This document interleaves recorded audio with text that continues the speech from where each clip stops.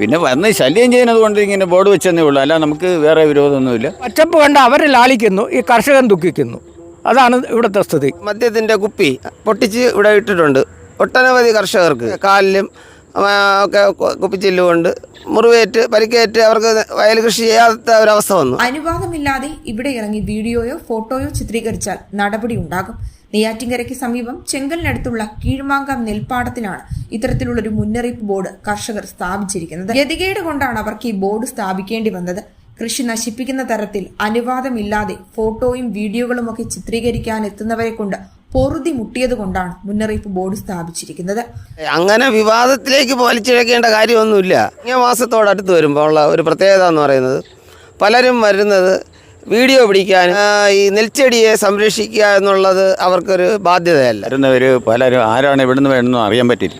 പിള്ളേരും കുട്ടികളായിട്ട് 50-60 പേര് ഓണ